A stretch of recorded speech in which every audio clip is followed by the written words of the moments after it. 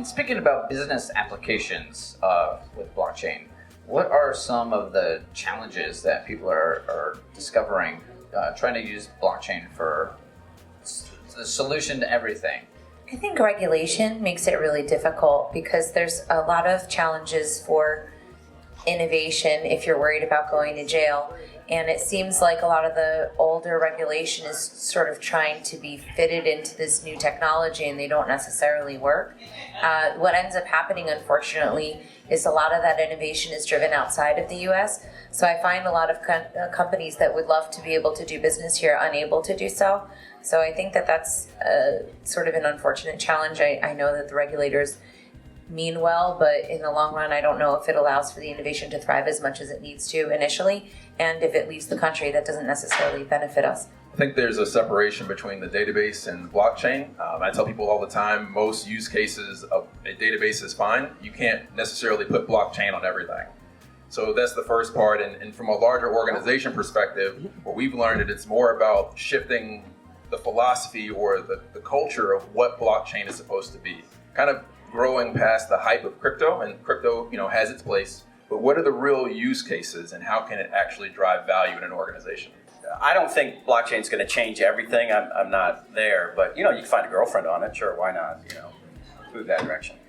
But I think of it as there's a political spectrum, right? So relatively good governance in the world in the United States, right? And then you got North Korea and Turkmenistan at the other end, right? Where there's a central authority that totally acts in their self-interest at the cost of all the people. You could put every country, you could put even industries, different cultures, religions, anything along that spectrum and think of it in a different way, right? And the more you move towards that end of the spectrum that's acting in the interest of the central authority, whoever that person is, the more use for blockchain, right? So that's a first test, is this a system where it's kind of corruptible? Then I think there's a need for it. You get into I think we'll get into this later with questions, but supply chain's an interesting theme. We talked about Facebook, individual ownership of your rights that are monetized through a social media platform.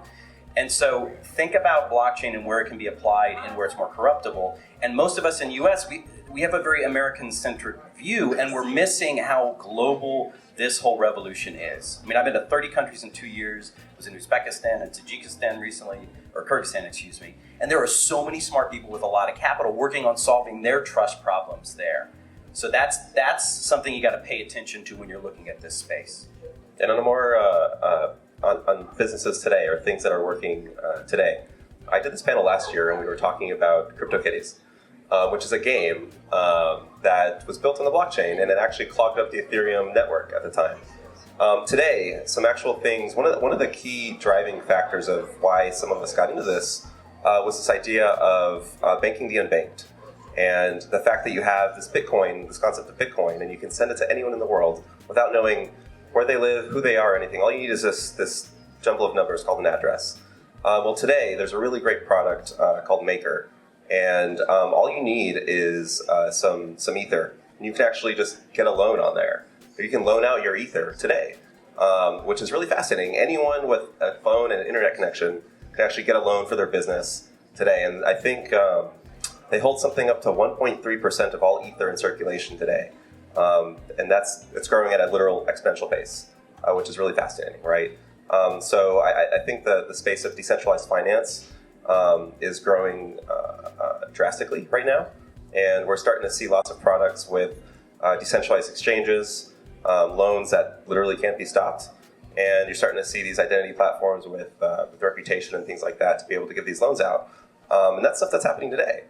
Because frankly, like businesses are like, hey, we can put them in the blockchain, but it doesn't work as well because it's slow and cumbersome.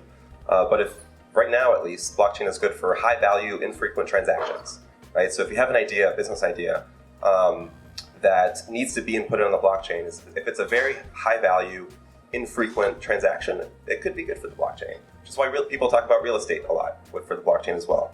And there's a lot of people trying to solve that problem as well, where you own a piece of some commercial property or some residential property or something like that as well.